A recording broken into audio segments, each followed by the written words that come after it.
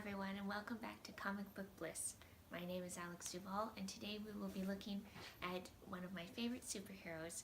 He is the most delightful, adorable little baby superhero you have ever seen, with the most terrifying origin story that you have ever seen.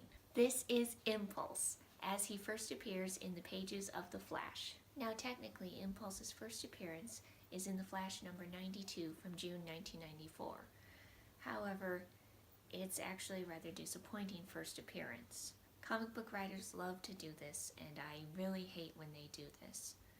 When introducing a brand new character who is going to be very important to the storyline, sometimes for quite a while, they don't really give these characters the introduction that they deserve. Instead of devoting an entire comic book to the character's introduction, to actually letting us get to know the character, they make their first appearance a cameo and tack it on to the end of a storyline that often has nothing to do with that character. What they think they are doing is teasing us and making us more interested in the character so that we will buy the next issue. However, it is only teasing if I actually want the thing or information that you have. I don't actually know these characters yet, so why should I care about them? When I see these cameos, what I think is, okay, there's a face.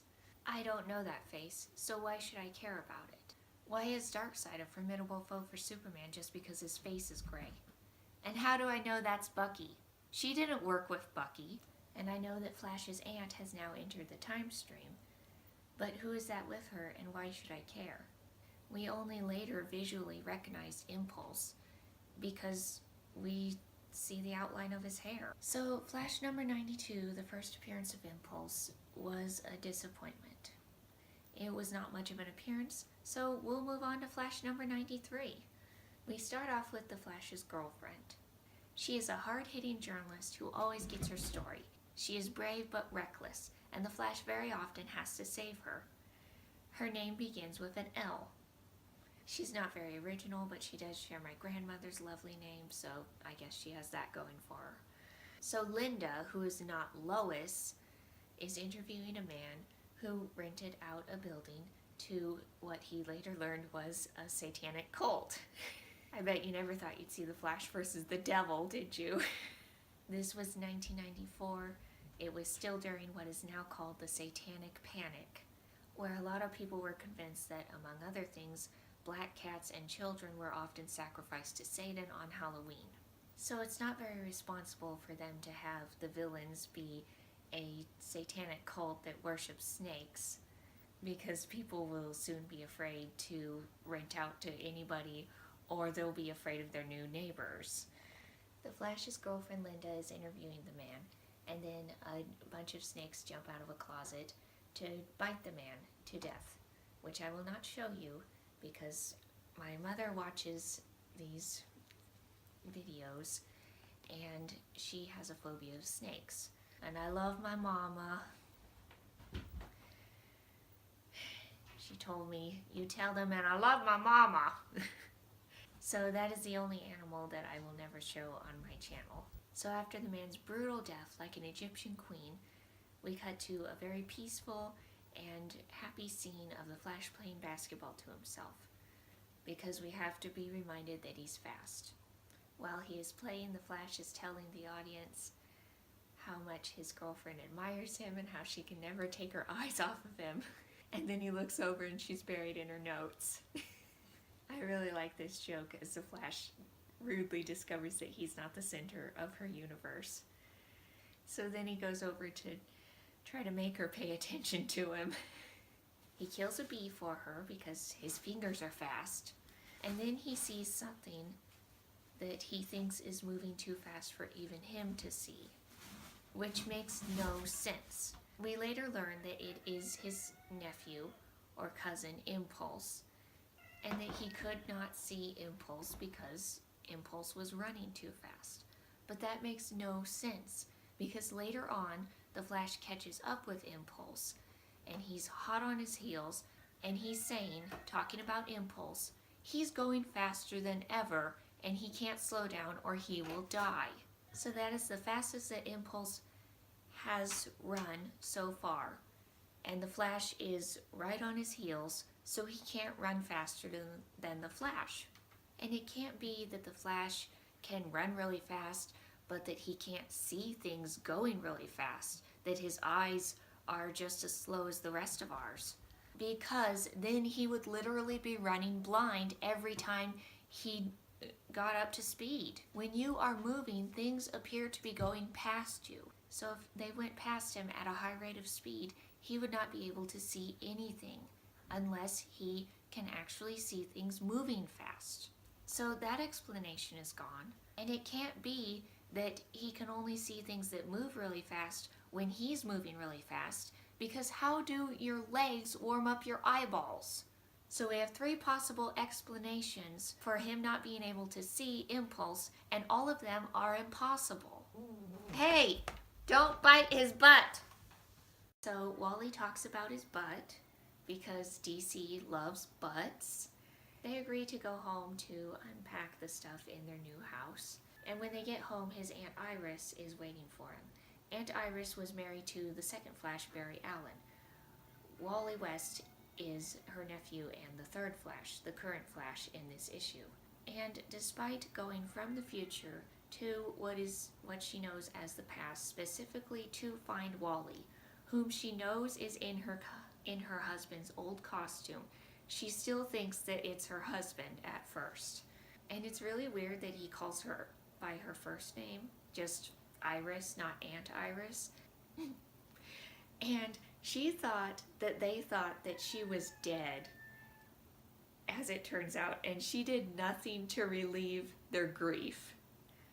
So maybe she doesn't deserve the title of aunt after all.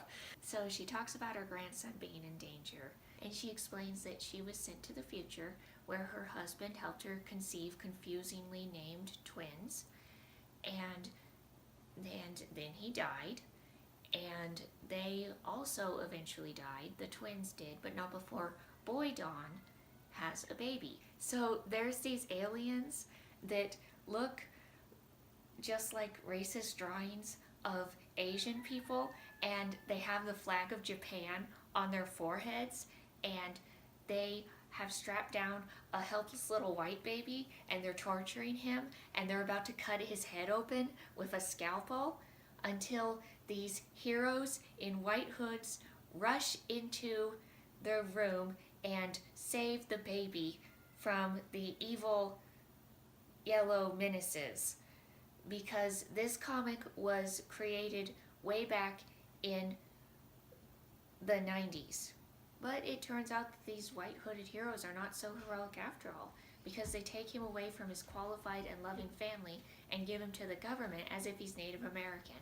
Hello everyone, I lost some footage from my phone and I can't find the sweater I was wearing before, so I'm going to look a little different from here on out. So what they don't realize is, if his grandmother is telling the truth, then his own power is killing him, even though metabolism has nothing to do with lifespan. So his family steals him away from the government, but he gets spirited away from his grandmother during the travel back to our own time. And what I want to know here is, where is Bart's mother? His grandmother said that she was his closest living relative, but shouldn't that be his mom? At first I believed that his mom was killed by the aliens, but then I realized that there were no people killed by the aliens that Iris had mentioned except for her own 2 twins. So which do you think is more likely? That Bart's metabolism is killing him, even though digestion of food has nothing to do with lifespan? Or that Bart's rapid aging is actually a birth defect brought about by inbreeding between 2 speedsters? In other words, Iris Allen is too ashamed to admit that her grandson, Impulse, is a product of incest. Or, as they call it on Riverdale, twincest. Which also brings up another interesting question. The dialogue balloon states that it is Dawn's baby, D-O-N. I'm assuming that that is the male twin. That's not a very futuristic name, but then again, neither is Bart. But really, if it was spoken, it could be either twin's baby.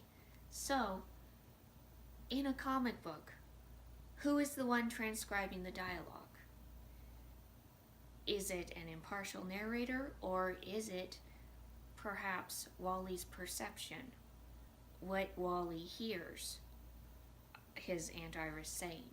In other words, it could be Wally's interpretation of what she is saying, especially since the child is called Bart Allen, after his aunt's husband, the Flash. Or, if comic books are supposed to be transcribed by a third party, perhaps that is the interpretation of the third party based on traditions of America in the late 20th century. So Wally apparently has the ability to slow down his own memories as if they are on a VCR tape, and to watch them in super slow motion. I'm not sure how that is a power that automatically comes with his super speed, but it is awfully convenient for the purpose of the story. On this comic series, The Flash Volume 2, they really love mystery and some kind of foreshadowing and twist endings, sometimes even to the detriment of good storytelling, and I will tell you 2 examples in the next video. But they could have made it more mysterious here if they had not wasted time on Wally's not only photographic but videographic memory. This entire page could have consisted of one panel of Iris saying, "I don't even know if he's dead or alive," and Wally saying, "He is alive, I saw him." That could give a little mystery as to what the object that he saw traveling too fast even for his own vision was, and it could also give the reader the thrill of figuring it out on their own. And when Wally says, "Is he an infant mentally?" that always makes me laugh. How great a story would it be if he had tempted Bart to go with him with a bottle or a toy, or Bart had thrown himself on the ground and threw a fit, and that's how Wally could catch him. And really, aren't we all just another heartbeat closer to death? This comic is really dark. So Wally watches the international news and finds out that there was a tornado in southern Spain that mysteriously it came up and vanished. And he goes chasing after it because this tornado is named Bart. And you know how right after a tornado passes through, people just run out immediately and yell at their neighbors, "Tornado! Tornado!" Well, apparently they do that in Spain too. And Wally finally catches up to him, and when this happened, I fully expected Bart to just turn around and say, "Grandpa!" Wally is dressed just like his grandpa, the second Flash, Wally's predecessor. And Iris Allen told us that he was told all about his grandpa. But instead of being happy to finally see his grandpa and see that his grandpa isn't dead, he instead turns around and just starts punching him, just starts trying to kill him. Which makes me wonder, what did the government tell Bart about his own grandpa? And then the comic book ends with Wally's girlfriend, Linda, being watched by a supervillain dressed as a snake.